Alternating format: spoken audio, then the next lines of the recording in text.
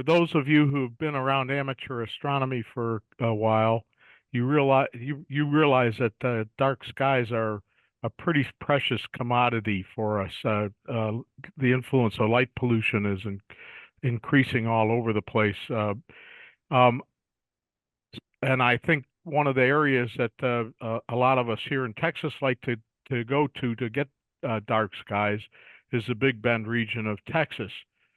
Um, I uh, asked Stephen Hummel, who is the Dark Skies Initiative coordinator for the McDonald Observatory, to give us an update.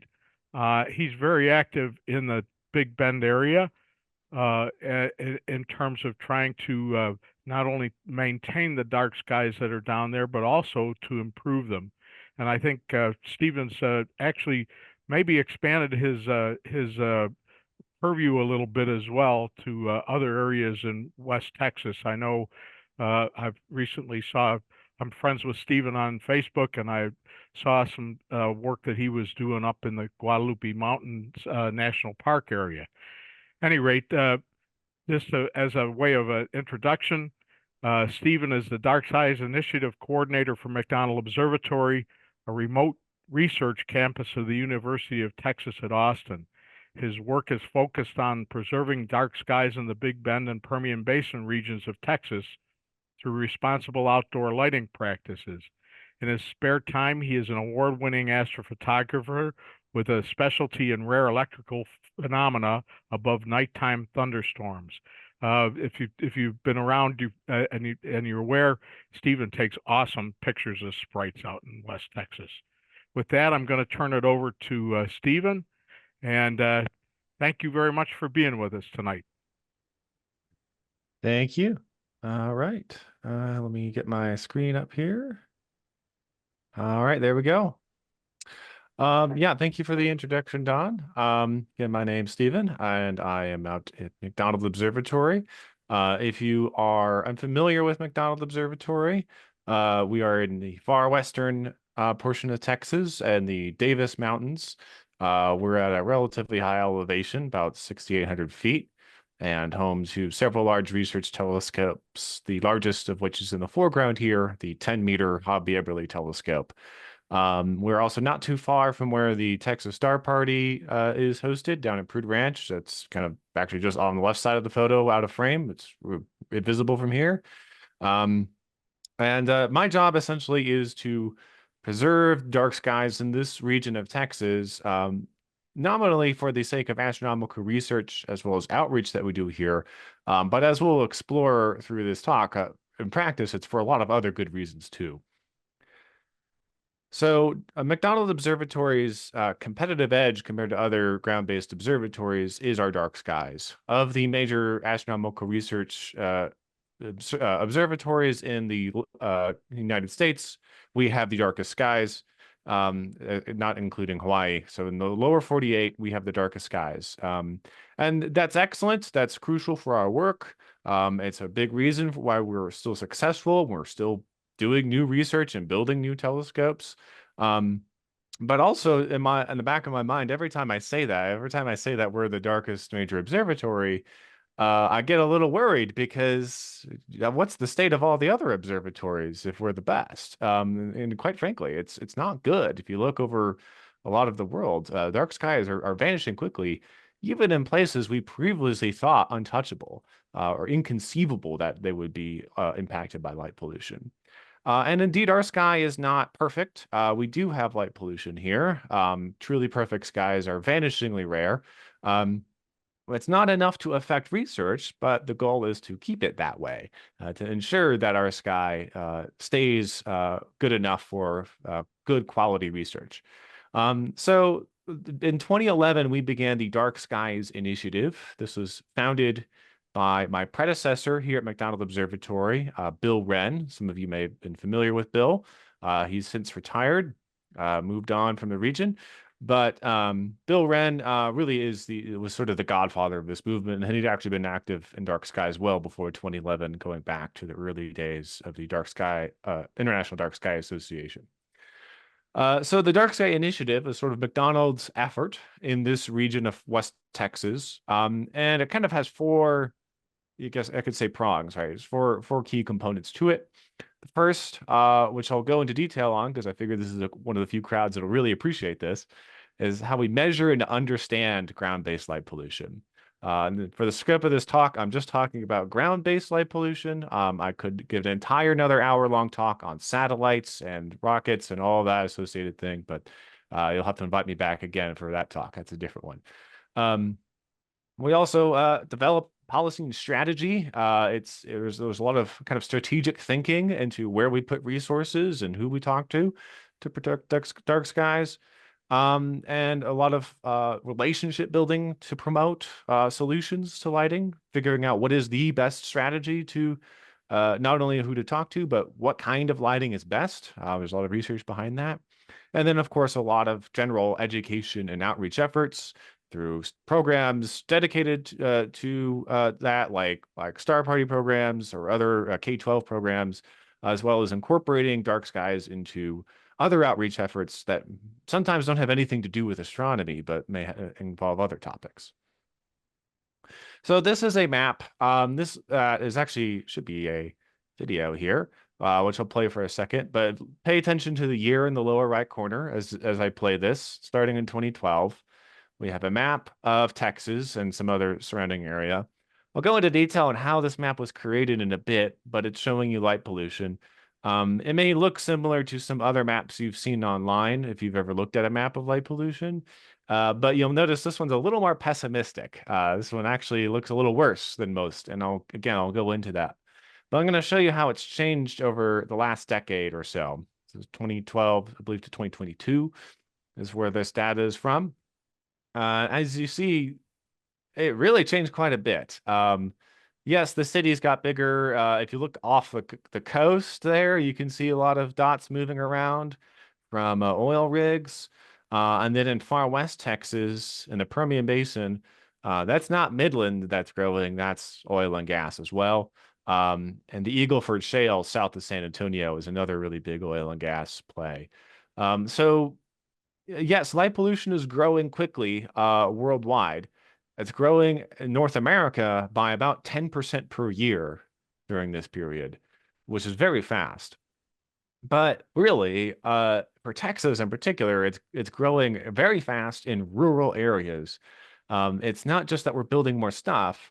It's not just that cities are expanding, but rural areas themselves are getting brighter, in large part due to industrial facilities, which I'll talk about as well. So we are located kind of on the edge of this blob. We're located in far west Texas, north of Big Bend National Park, which is the last true dark place there. That last little spit of true blackness there in Big Bend National Park. But even it is kind of getting squeezed out. So our skies are dark, but truly dark skies are very hard to find now. Really, only that little tip of Big Bend is the only place left where you can go and see a perfect sky all the way down to the horizon. But why is this happening, right? Because again, it's not just that we're building more stuff, right? Well, I think this is one of the most important things to remember about light pollution is it's not simply that there are physically more lights. It's the kinds of lights. It's how we're using light that is really driving this loss of the night sky worldwide. And if you don't already have this curse, and I'm sure many of you do, but if you don't, I'm sorry, because I'm going to show you something that's going to seem so obvious, you're going to wonder why you never noticed it before, and you're never going to unsee it. And it's the fact that if you look at a typical light fixture, like the one on the left, a good portion of that light, maybe a third, maybe a quarter or so, is doing nothing but going straight up into the sky. Not keeping you any safer. It's not helping you see any better. The birds don't need it, right? It's pure waste. And same on the right, you have a floodlight tilted up. Maybe a half of all that light is pure waste. And another consideration, of course, right, isn't just the light going straight up into the sky, but the light that's reflected and then goes up. And the light that's reflected and goes up, it's not all created equal. It's actually scatters much more if that light is blue. It's the same reason the sky is blue. So if you look at a typical, basically, if you look at typical light bulb. It's got all the colors in there, but the blue component is going to scatter more. So again, the same reason the sky is blue, Rayleigh scattering, the blue wavelengths of light scatter more in the air, they bounce around, wash out the sky, and contribute to that sky glow, that loss of visibility of the night sky. In particular, the blue wavelengths scatter almost 4 times as much as the red wavelengths. So it could be a really big difference. So in other words, if you have a red light and a blue light, pure red, pure blue, aim them of the same brightness, same design, aim them both into the sky, the blue one will create 4 times as much sky glow or light pollution. So the color is a really important factor here too. And this is really what's driving this loss of the night sky, especially quickly right now.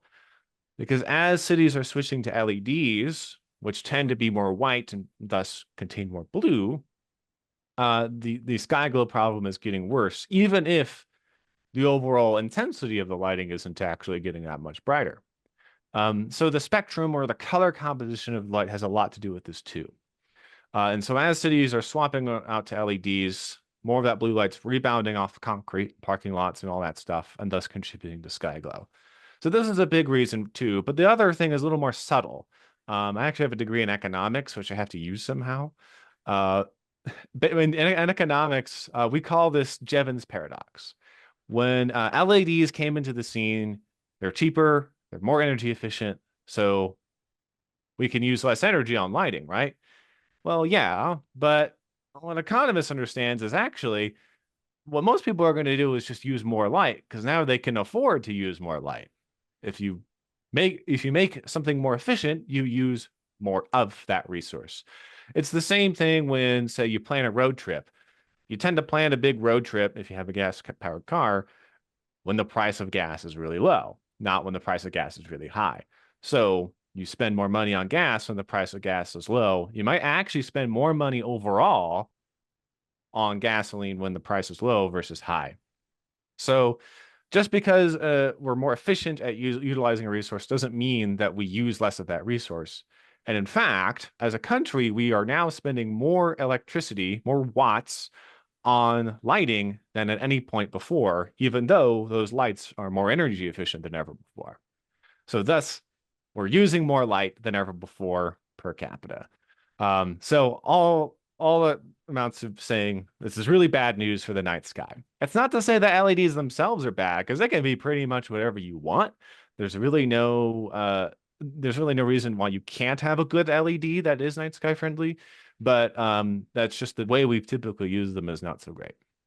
So we have these economic factors, these policy factors kind of playing into the loss of the night sky too.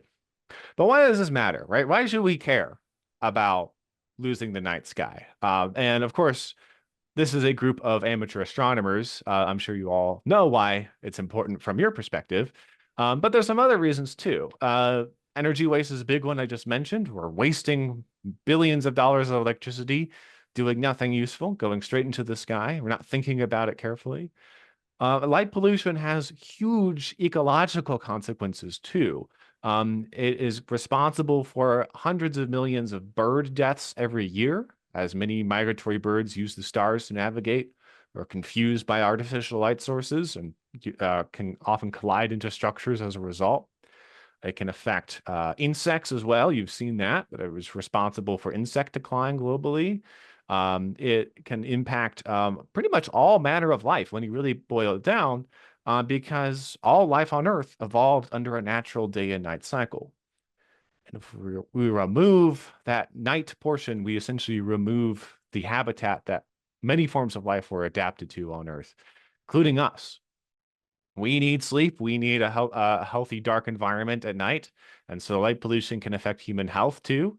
It's even been linked to certain kinds of cancers, increased risk of diabetes and heart disease, and increased or worsened symptoms of mental illness too. So it has really very real and potentially lethal consequences for humans too. It can affect our safety, right? Just because a light is bright doesn't mean you're actually seeing any better. What matters is light where you need it, and not light for brightness' sake. So poor lighting can have safety hazards. It can cause glare. It can blind you. It can not put light where it's really needed. So it has important safety impacts. Of course, it matters for research here at McDonald Observatory and other astronomical facilities. We need dark skies.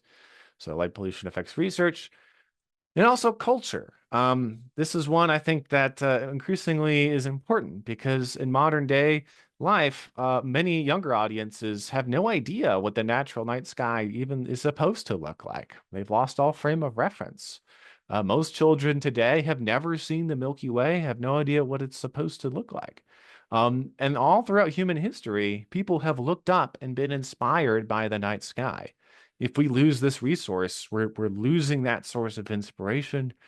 To me, that's like losing a natural history museum's worth of information. That's always been there. We're just erasing it. Locally in the Big Bend region in far west Texas, the night sky is incredibly important for tourism.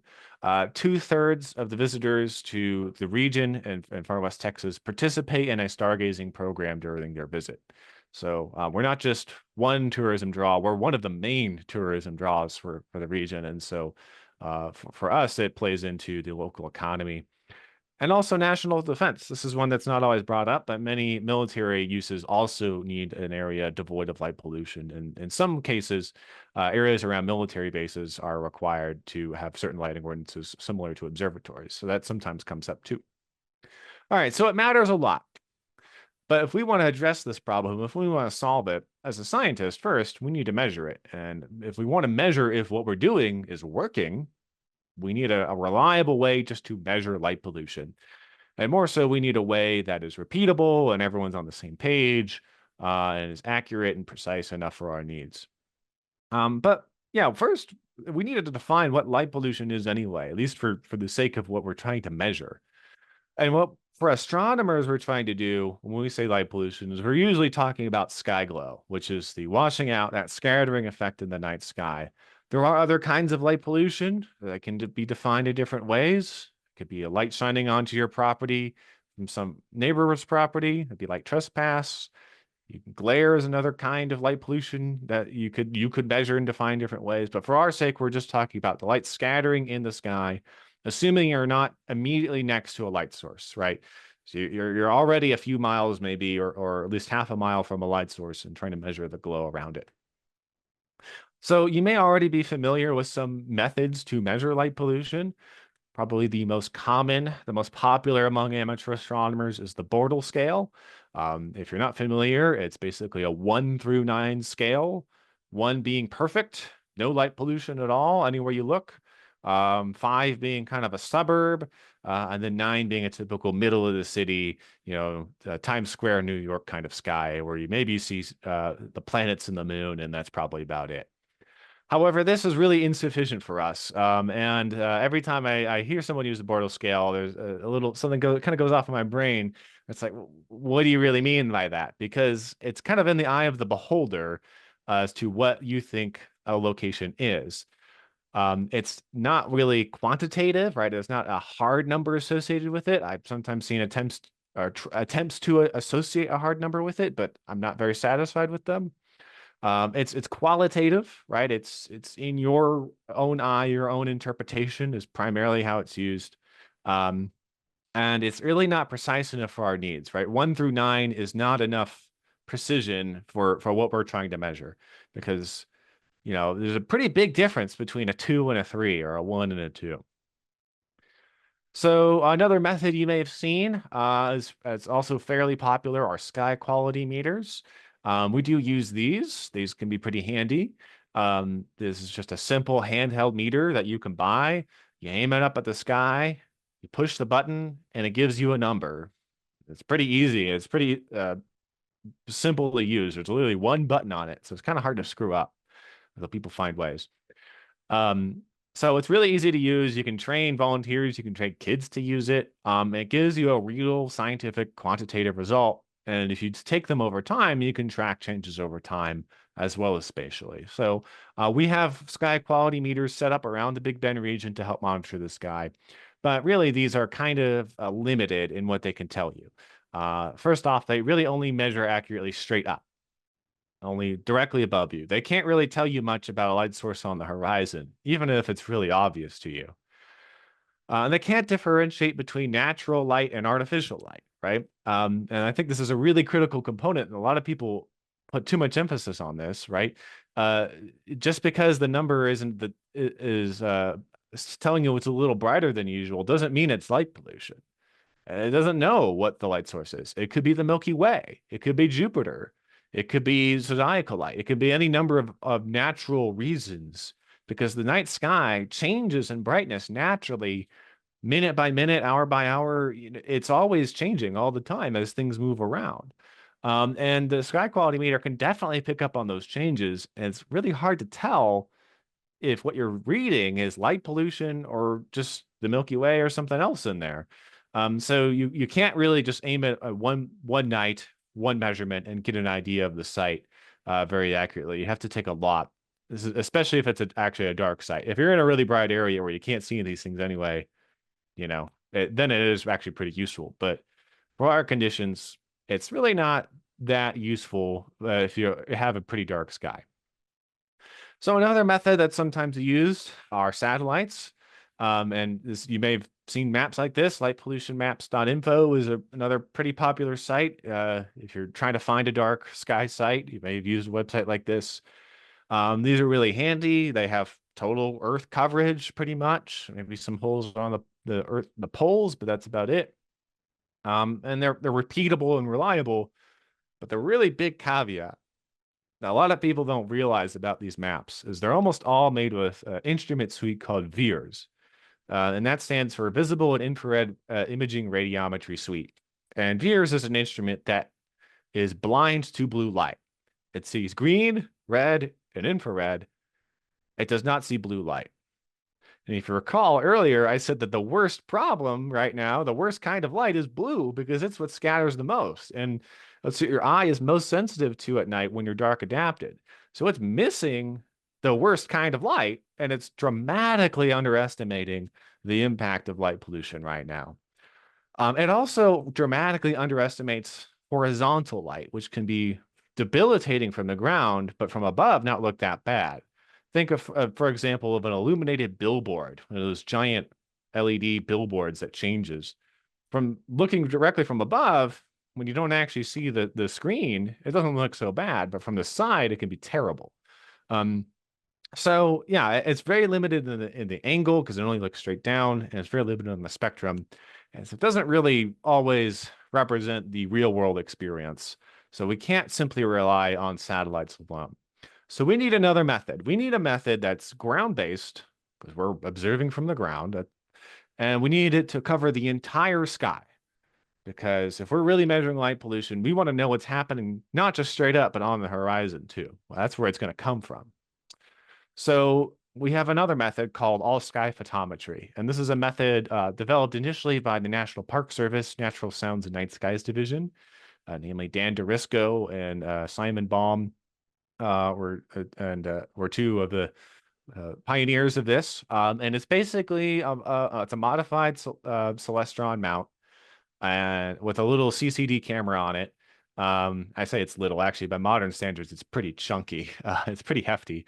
But it's a science grade CCD, low resolution, but very high dynamic range. And it takes pictures just one after the other to mosaic the entire night sky in a few minutes. So we stitch all the images together, and we can accurately measure light pollution in all directions from that location. It's very, very precise, very accurate, as we found. It's standardized, so it's not just one camera system using this. There's actually quite a few around the country that measure this. The cons are it's quite time consuming and difficult to learn how to use. And it is very expensive. It is not within the realm of a typical, student or high school project. This is usually more of a university grade kind of endeavor. But it provides really good results. So here is a mosaic from here at McDonald Observatory in April 29th, 2024. It's almost a year ago. I should update this one. But this is showing you the whole night sky.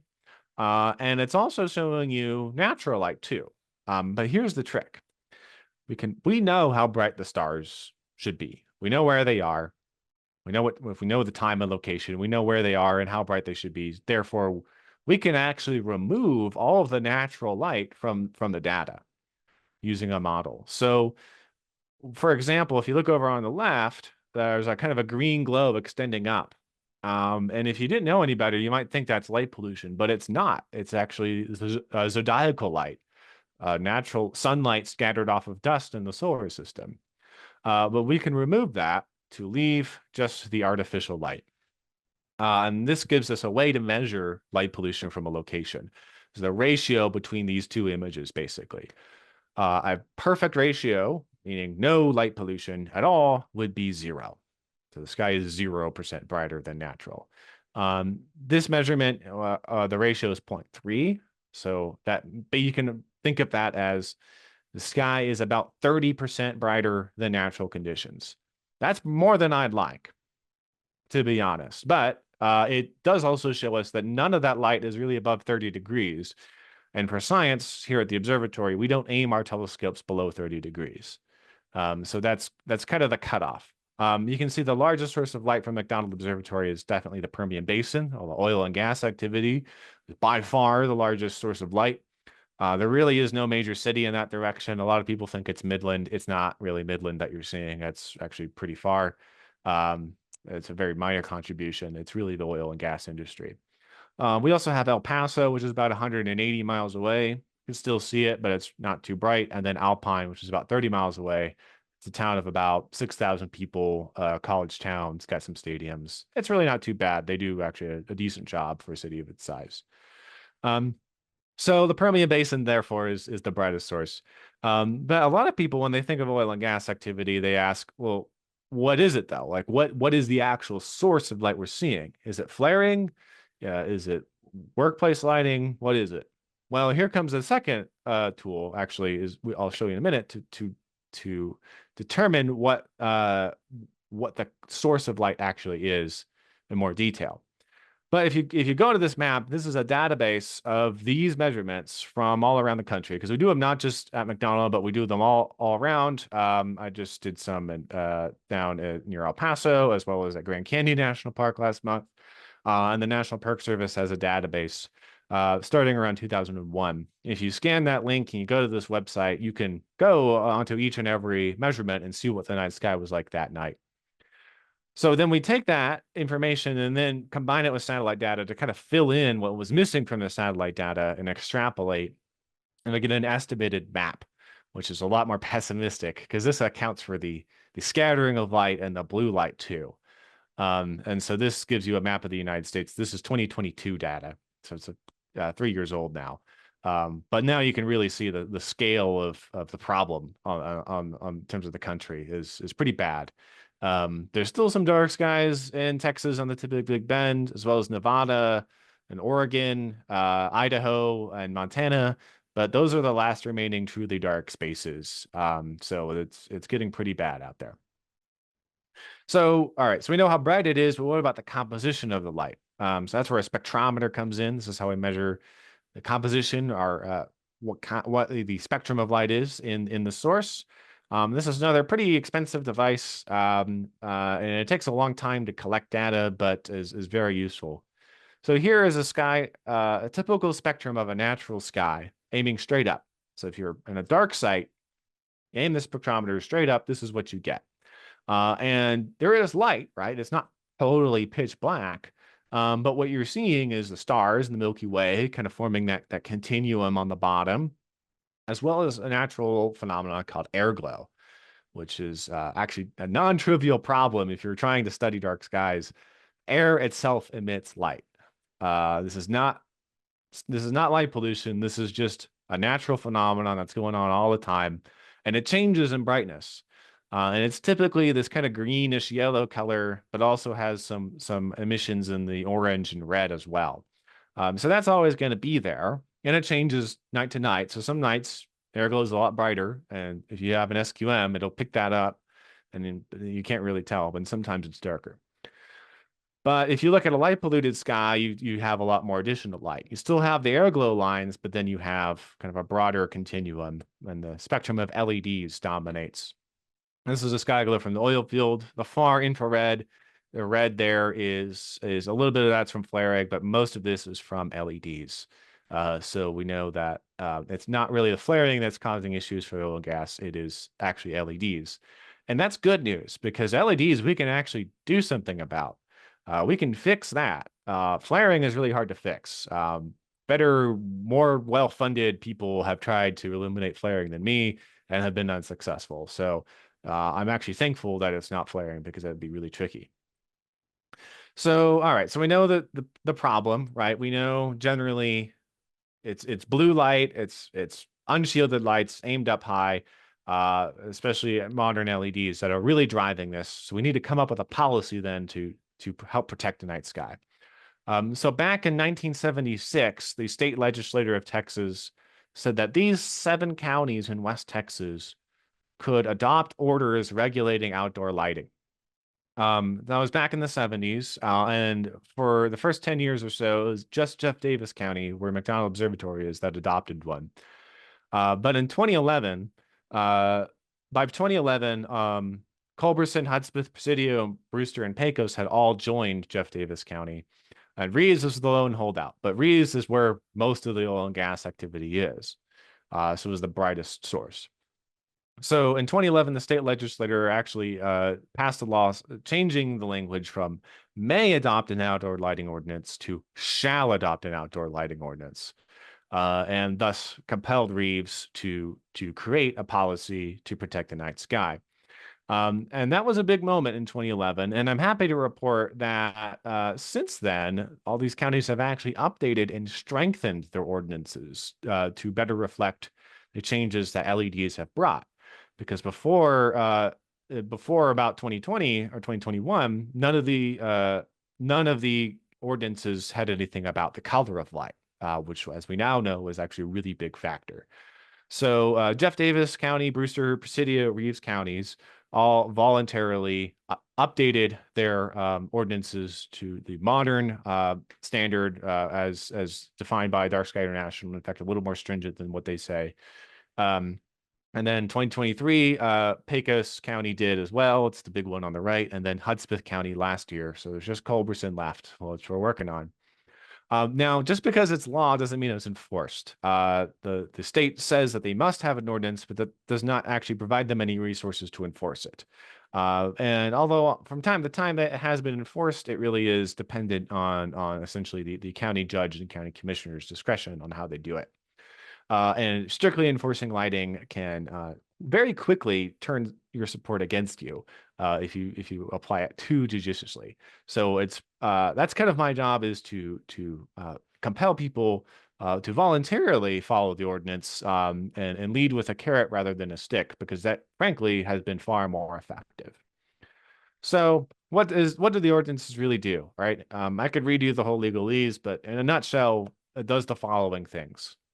If the light is above a certain source, a certain intensity, it should be shielded. It should be aimed at the ground, not into the sky. It should be more of an amber color, 2700 Kelvin or below, only as intense as appropriate for the task. So for example, for oil and gas contexts, that would be not over illuminating beyond what the safety standards say you should, following the guidance from established professionals on how bright a light should be. And if you don't need a light, turn it off. So for example, if you have, let's say, a grocery store or something like that, and you have an illuminated sign, there are limitations on how bright it can be, but also when it closes, within 1 hour of the store closing, the sign has to turn off as well. So little stipulations like that, which actually may add up to make a really big difference. And it's hard to enforce with law, but very simple is just make sure the light has a purpose. Make sure you're lighting with a reason and intention, not just putting up lights for light's sake. So if everyone did this, then hey, pretty much problem solved for the most part. The challenge is, how do we actually really get people to do it? Because it's much easier said than done. How do we really make people feel the need to put money behind this and their own time and resources to change their lighting? That is the tough question. And I believe the most compelling more persuasive tool is simply showing you the difference in real world. So creating good examples has been incredibly effective. So here's a local elementary school. They had really bright lighting, but it wasn't very well directed. There was a lot of shadows. It was actually kind of hard to see. Much lower intensity, cheaper lighting, about a quarter of the energy, better distributed where it actually needed to be, and you can see better, and it's less light pollution too. So community examples, again, they're really worth their weight in gold. We have a formal recognition program where we certify a building as being night sky friendly, and they get this poster, and sometimes they get a window sticker as well. Here's the fire station down in Terlingua, Texas, which has good lighting. Here is a major oil and gas facility. This is a huge facility, but it was actually about $50,000 cheaper for them to light it this way versus very bright lighting angled up high everywhere. And of course, it looks a little bright in this photo, but really it's much, much better. Maybe a 98% reduction is what we calculated based on what it could have been. So it could have been a much worse. Here's another oil and gas site. This is actually up in New Mexico near Carlsbad Caverns National Park, who we're currently partnering with to protect their sky as well, since it's the same source. It's all the oil field. This is a before and after. You can still see everything you need. From a safety perspective, it's actually better because there's not the shadows aren't as harsh. The light is better distributed where you need it to be. And from an energy perspective, this was a huge win because it was 66% less energy to light it the night sky friendly way than they had it before. And from a distance of 20 miles, when we were looking at the site, observing with photometry how bright the sky glow was, it was a over 99% reduction in the amount of sky glow it produced just by doing this. And again, didn't impact safety, and it was cheaper for them too. So there's win-win solutions, right? This is why we don't necessarily need to beat people over the head with an ordinance to compel them to do what we want. It's just a better business practice. It just makes sense. So here's another site, another oil and gas site, and I really didn't Photoshop this. Like you can still see the stars right above this oil and gas site, and considering how close you are to the site and how well you can still see the site, I mean that's incredible. Just to be able to see a sky that good near an active oil and gas site. And just to reiterate why they have lights too, because a lot of people say, why not just turn them off? There are people here 24/7. There are people physically working. There is explosives or hazardous chemicals. If something goes wrong, people could die. So there's a very good reason for lighting, right? I don't want to ever make people think that we need to live in darkness to preserve the sky when there are actually pretty reasonable solutions out there. Here's a visitor center in Marfa. Really easy fix for this one. Just kind of an amber cover over some of those fluorescent tubes. Didn't even have to replace the fixtures. Again, 66% of the visitors to the region participate in a stargazing program during their visit. So it's tourism is a crucial component to the dark sky movement in the region. Here's High Frontier in Fort Davis. This is a new resort facility. We actually developed a new lighting model that was solar powered for this facility because there wasn't a product on the commercial market, and so we developed one that was amber, has zero blue light in it, and is all solar. So actually, they're not using any energy at all, and you can still see everything you need to. Here's a before a Family Dollar store in Fort Davis. So we had really bright lighting there. Here's the same facility looking at across the street. You can see how much lighting is going across the street, even though the lights are aimed down, which is way brighter than they need to. They're indiscriminate about how they're casting the light. We redid the light. So now I'm standing back on the street where before it was illuminated. Now you're actually in the shadows, so none of the light is going directly off property. You can still see everything you need. It's quarter of the brightness that it was before. It still meets all the safety standards. And the location closes at 10, and then all the lights turn off at 11. Only the inside lights stay on after 11. So yeah, it worked fine for their safety and security, and it saved them energy too. TxDOT, this is a challenging one to work on because there are a lot of things to consider for roadway lighting from a safety perspective, but we were able to come up with a solution for them that's amber. So it produces about a third amount of sky glow as the other one does. It's a lot easier on the eyes at night. And hey, if tech stock can do it, then and oil and gas can do it. Anyone can. I mean, even right now, I don't have any pictures in here. I'm even working on a prison. So if a prison and highways and oil and gas can do this, there's no reason why everyone can't. There's really no compelling safety reason to not do things in a dark sky compliant way. Here's an interstate interchange. This is actually way bigger than the photo shows, but again, all amber, aimed down from far away. I mean, this is a long exposure, but from far away, you can barely see it. But when you're under it, you can still see everything you need to. And here's a couple examples, not from the Big Bend region, but I thought were good to include from Flagstaff, Arizona, world's first international dark sky city. They've been doing this for a long time as well. And it's just really cool to see like a Chick-fil-A, which we don't actually have any of these out here. We don't really have any chain stores, but it's really cool to see stories you recognize lit in a dark sky way. So it can be done. Gas stations typically are horrendous, but this is a great approach where you have slightly brighter lighting under the canopy, but everywhere else around it is all amber, all shielded and aimed down. I should probably have, I don't, this is a new construction, but it really, in person, it's really remarkable how well you can still see, but from far away, how unobtrusive it is.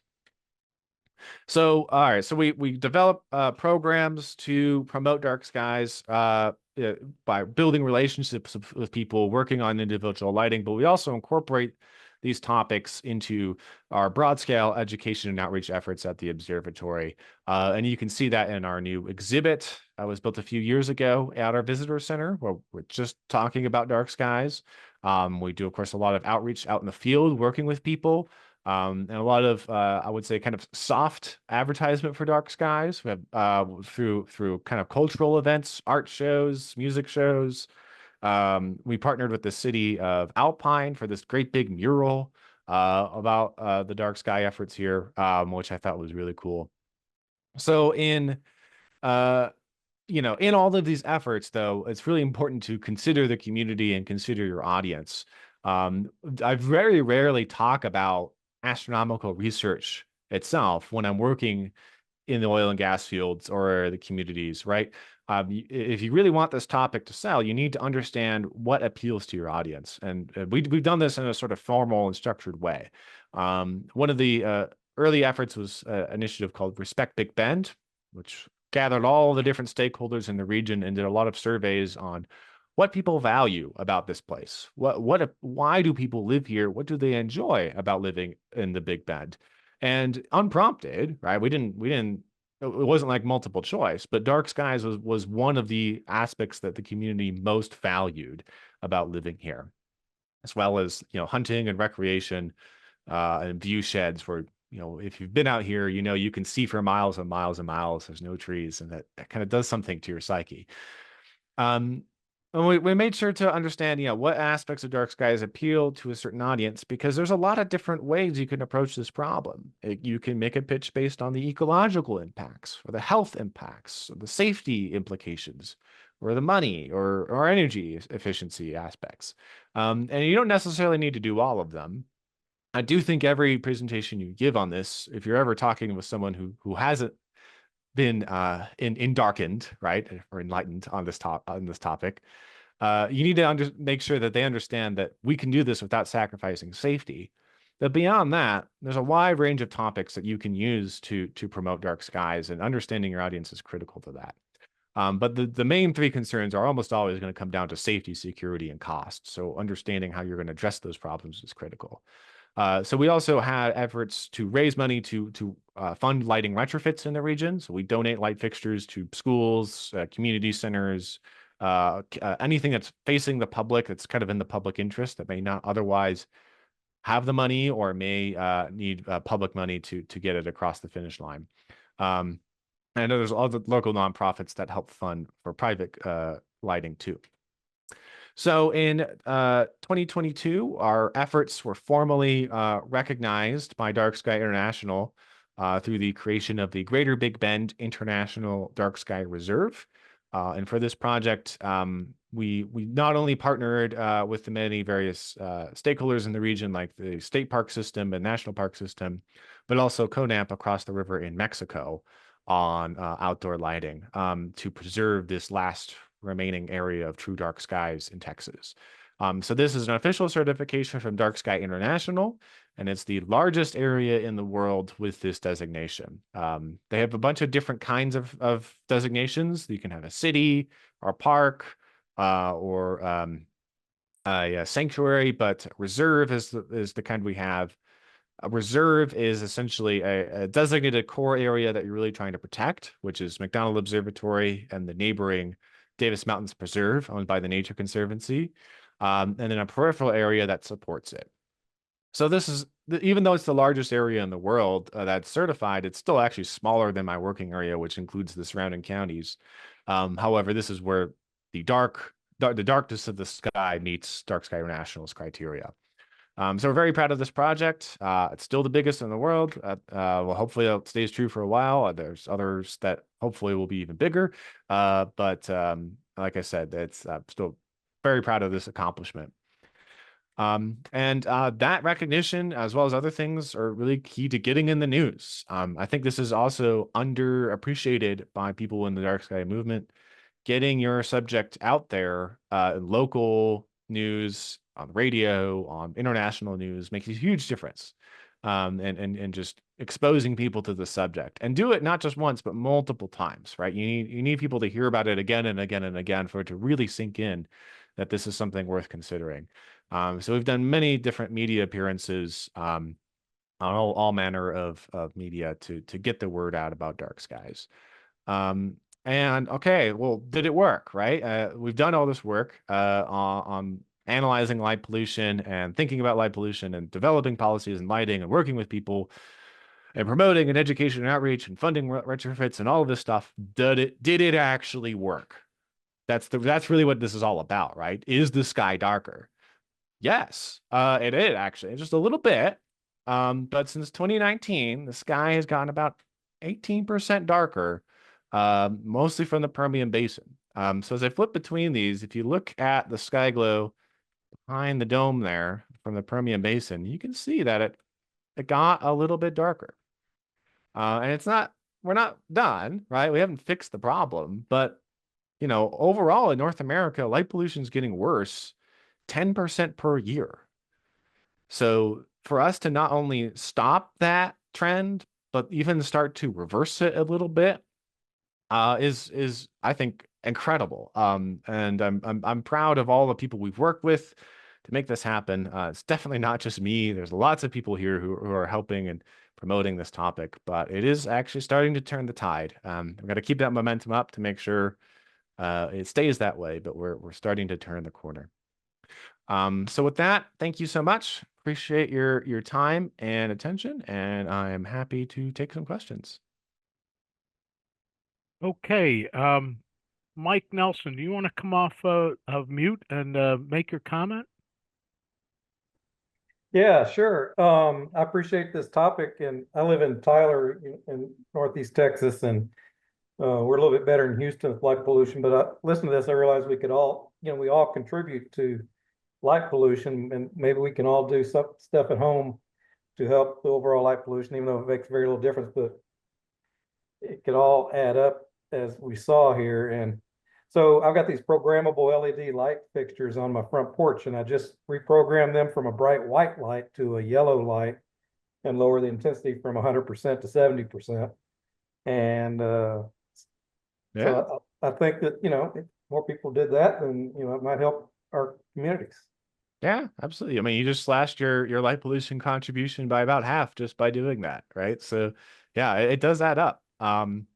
And yeah, on the scale of Houston, I know it seems impossible, but every bit counts. And if you want to change the world, you gotta start with yourself and lead by example, and just demonstrate that it can be done. So yeah, absolutely, yeah. There's lots you can do at home just to make a little difference. Stephen, I have a Bill, question. yeah, go ahead.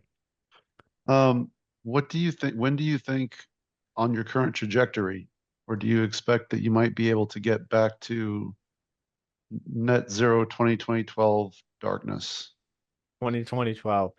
I think that's yeah, it's a stretch goal because yeah, it's quite a bit brighter than we were in 2012. I think it's going to depend a lot on broad scale economics that are kind of beyond my control to really get back down to that level. Um, it's going to depend on what the oil and gas industry does. Right now, despite any news you're seeing, this is not a good time to be in the oil and gas industry. It's actually pretty awful out there. They're not drilling a lot of new wells. They're actually, in some cases, even shutting some facilities down. So we're past the boom. We're past the big fracking boom that really started in 2012 and to 2018 was really the frenzy of growth in the Permian. Getting back down to below 2012 will require pretty much all of those thousands of wells to get on board. And we've gotten a few hundred, but there's thousands more. Yeah, I think it would take a lot. But I think we can get down to maybe I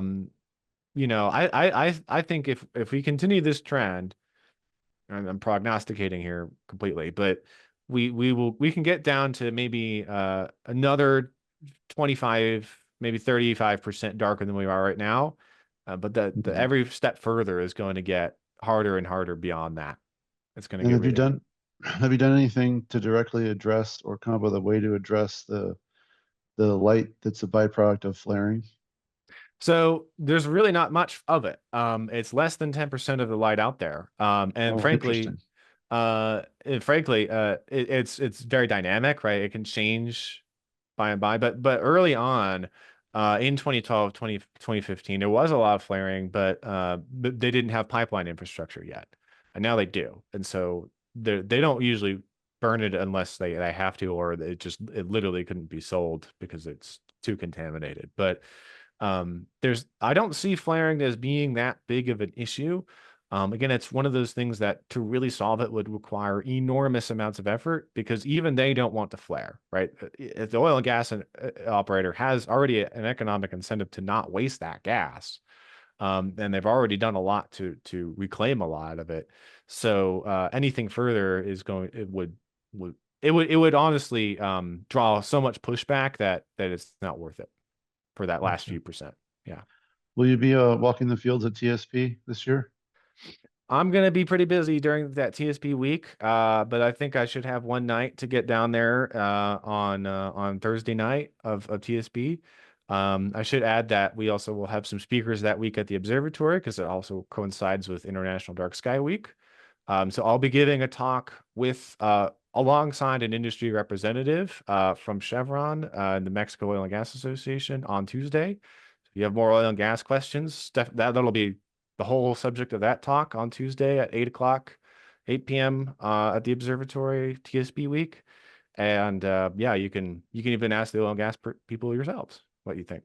Excellent. Yeah, I used to work for Chevron, so. Oh, great. Yeah. Thanks very much. Thanks for answering the questions. Back to you. Bill Spizzeri, you have a comment? Bill, are you still there? Maybe not.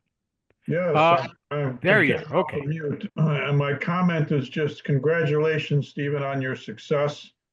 You are a blessing to all of the astronomers and anyone who's in Big Bend. And thank you very much for your work. Thank you. I appreciate it. I must admit, I've been doing this for a long time. And when I first heard about the dark sky problem and what are we going to do about it in the late 70s, let's say, I said, hey, great idea. Nobody's going to be able to stop that because of the industry and growth and all this kind of stuff. But I'm extremely happy to see we have a lot of problems, but I'm extremely happy to see a lot of the successes from folks like you. Thank you very much. Thank you. I appreciate it.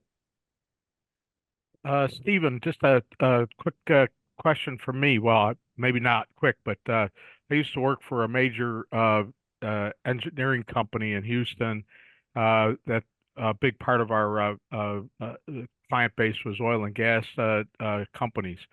and we had a group that actually, especially during the boom time, was designing and setting up, the pads and all of the infrastructure for the drilling and production units.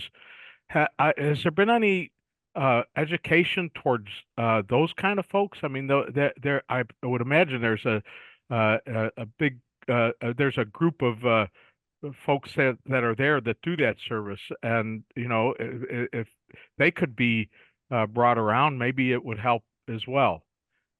Yeah, absolutely. The challenge of the oil and gas industry is there's just so many people. That's right. And they're constantly changing. There's so much turnover. That's probably I feel like a quarter of my job is just finding the right person to talk to. But absolutely, I try to work with especially folks who are designing facilities, up front, right? It's a lot easier to do this. It It's is. way cheaper to do this before you build anything to consider dark skies. So yeah, we've had some success, for example, with some oil and gas companies kind of just incorporating dark skies into their default factory designs. And I've worked with a few, kind of electrical outlets and suppliers and the folks who are physically putting them up to make sure they understand the concepts. Because there's a lot of, especially for a large corporation, Chevron, Exxon, one of the super majors, by the time you have a concept to execution, there's a lot, hundreds of different people that have to understand what the next step is, right?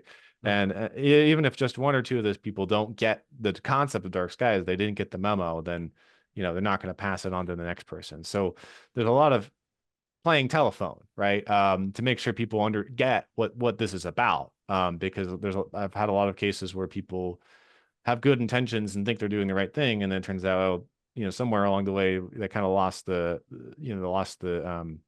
plot. But we're working with the people who develop standards for lighting, Illuminating Engineering Society. We've already worked with Texas Oil and Gas Association, New Mexico Oil and Gas Association to endorse, specific set of lighting practices. So we have that already in place. So there are guides. If you Google dark skies oil and gas, you can just pull up as one of the first results a guide on what you need that has the industry seal of approval. So we try to make it as easy as possible. But there's a lot of education that still needs to happen along the way. All right. I thought you might have made that outreach. I just wanted to check.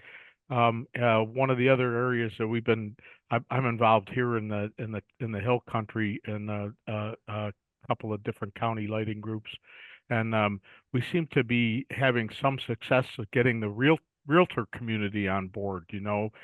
Because again, in the Hill Country here, the dark sky is a looked on as a valued asset, right? So I think that's one of the areas we have a number of realty companies in the area who are supporting the dark sky outreach community as well. So donating and that sort of thing. So, but anyway, great. Yeah, that's a great idea. We also we do something similar, and then with the title companies too, we have an arrangement. So when you get the paperwork to your new property, they include the ordinance or something. So a newcomer to the area understands, kind of what the expectations are for this region. That's great. I appreciate that comment. We'll have to check out and make sure we can maybe be starting that approach as well. At any rate, are there any other questions or comments for Stephen? Will, you want to come off mute and say anything? Okay, I guess maybe he's Actually, left. Don, I was gonna have Oh, Joe, there you go. and then a question. First off, Stephen, thanks for the presentation. I know you had some big shoes to fill, taking over for Bill Wren, but you filled in admirably and then some. Really thankful for everything that you're doing out there. You're doing just a fantastic job. I know we talked about kind of the light issues from the Permian and some of the surrounding areas and things like that. But I did notice that little spot off the left for El Paso, and I'm sure Juarez is part of that as well. And then in the map, that particular county wasn't included as part of the counties that were, part of Yeah. the Dark Sky initiatives and whatnot. Do you foresee, the growth of the El Paso Juarez area as being a larger threat in the long term than, what's coming out of the coast, or is that just something that's not on the radar yet? Yeah, it's on my radar. I don't think it's ever going to reach the point where it will threaten the observatory's research. If you think of it this way, El Paso Juarez is huge, but in order for it to reach the point where it's really affecting observations, there probably have to be at least double or triple its current brightness. Okay. And that would mean, El Paso and Juarez growing by that equivalent factor, right? Right. Which I don't foresee, but I mean, it is growing. It's not shrinking. But I think to Juarez, I'm less. I don't think there's a lot going on. But in El Paso actually does have a lighting ordinance. And it does require shielding. Not so much other aspects I discussed, but I have presented to elected officials in El Paso and engineers in El Paso, city engineers and things like that, and they're interested. I think from their perspective, their concern, of course, is enforcement, right? Because they have a hard time enforcing what they've already got. Right. Like for example, Flagstaff has a full-time position just enforcing their lighting ordinance, and that's a pretty small town. It's 100,000 people. El Paso's way bigger than that. So I think from their perspective, they're worried about just enforcement and understanding. But they are doing a bit. There is some discussion. What I am more worried about from that is sort of things growing further out, especially along the river. Mm. Out and kind of reaching south and east, and I see a little more of that. But that's where it eventually runs into Hudspeth County, which has actually been very, very proactive as in the last year with their lighting ordinance. So, yeah, Appreciate that. And again, thank you for everything you do. you're welcome. All right. Are there any other questions? Okay, none appearing. Thank you very much, Stephen. It was very informative, and as always, and I really appreciate your taking the time to update us. And hopefully, I'll get a chance to see you out at Fort Davis at TSP. And until then, thank you very much, and everybody have a good evening.